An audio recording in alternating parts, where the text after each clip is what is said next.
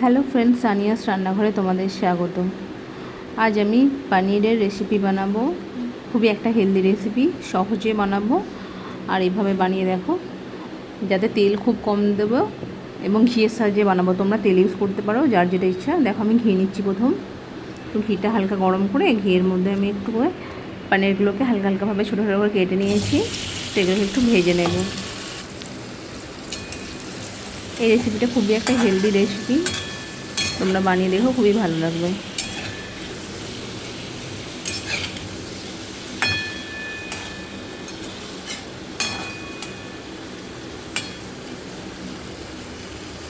ঘিয়ের মধ্যে দিয়ে লবণ ছড়িয়ে হলুদ গুঁড়ো দিয়ে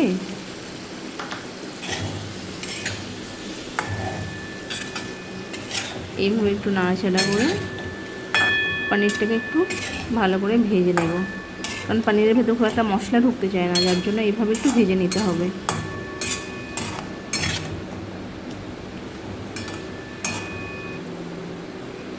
এবার হালকা করে আমি একটু লঙ্কা গুঁড়ো দিয়েছি।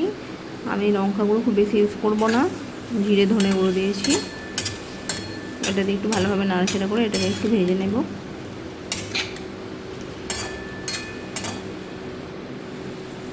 এবার একটু চৌকো চৌকো করে একটু বড় করে পেঁয়াজ কেটেছি, ক্যাপসিকামকেও চৌকো চৌকো কেটেছি, এর সাথে একটু হালকাভাবে ভেজে নেব।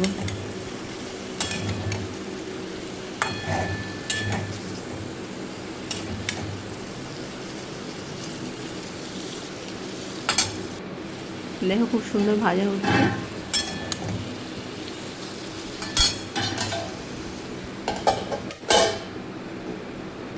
এবার এটাকে একটু ঢাকা দিয়ে রেখেছি। দেখো পনিরটা প্রায় ভাজা হয়ে এসছে।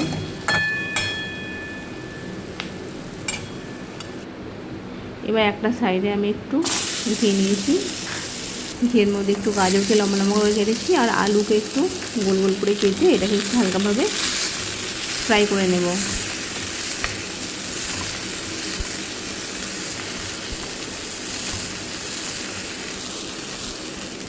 দেখো আলু গাজর ফ্রাই হয়ে এসছে। এর মধ্যে একটু হলুদ গুঁড়ো দিয়ে নাড়াচাড়া করে নিলাম, একটু লবণ আর একটু জিরে ধনে গুঁড়ো দেবো। এটাকে একটু ভালোভাবে মাখিয়ে একটু নাড়াচাড়া করে নেব।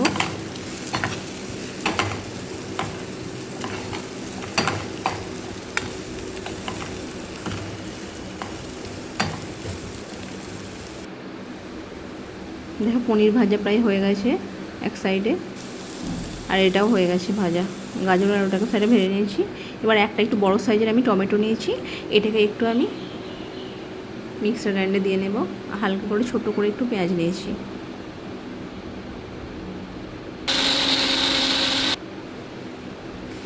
দেখো আমি এখানে কোনো তেল ফেল কিছু ইউজ করব না, এইভাবেই আমি রান্নাটা করব। এটা একটা খুবই হেলদি রেসিপি।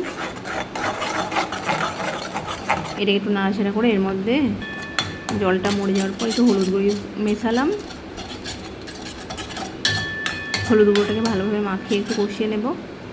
এবার দই ছিল, দই দিলাম। দইটাকে ভালোভাবে ঘন ঘন নাড়তেই থাকতে হবে, নাহলে দইটা কেটে যাওয়ার সম্ভাবনা থাকবে। গ্যাসের ফ্লেমটা একটু কম করে এটা নাড়তে থাকবে। এটাকে এইভাবে কষিয়ে নেব।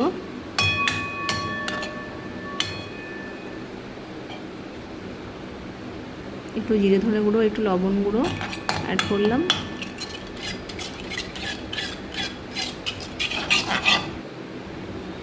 এবার একটু কারি পাতা আর ধনে পাতা দিলাম। এটাকে ভালো করে একটু কষিয়ে নিলাম। একটু ঢাকা দিয়ে রাখবো 5 মিনিট মতো। এবার একটু জল অ্যাড করলাম। উপর থেকে একটু তেলটা ছাড়লো, এই সময় ওটার মধ্যে একটু জল অ্যাড করে দেবে।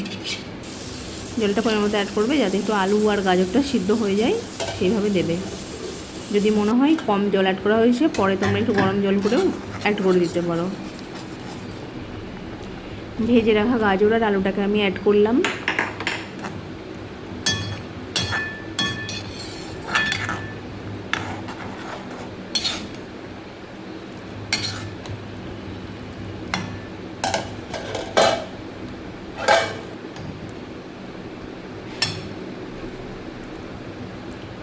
এবার ওটা হাফ সিদ্ধ হওয়ার পর আমি এই যে পনির আর ক্যাপসিকাম পেঁয়াজ ভেজে রেখেছিলাম এটাকে অ্যাড করব।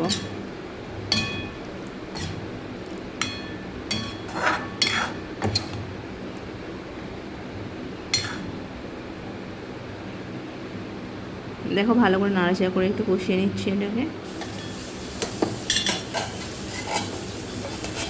এবার এটা একটু ঢেকে রাখবো, 10 মিনিট মতো একটু রান্না হবে। গ্যাসের ফ্লেমকে মিডিয়াম টু কম ফ্লেম করে ঢাকনাটা করলাম। দেখো খুব সুন্দর স্মেল আসছে একটা। এবার একটু ধনেপাতা কষিয়ে দিলাম, আর একটুখানি আমি একটা এলাচ দারচিনির একটুখানি মশলা করে নিয়েছিলাম, সেটাকে ছড়িয়ে দিলাম। এই মশলাটা আমি ঘরেই বানিয়েছি।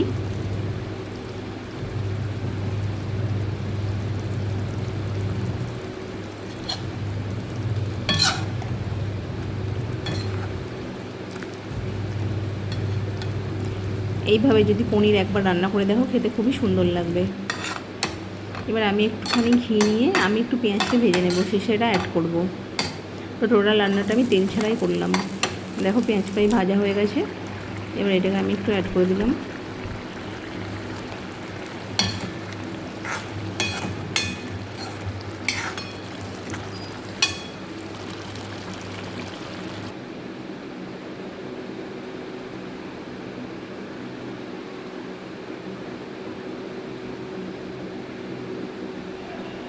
দেখো আমার রেসিপি রেডি পনিরের।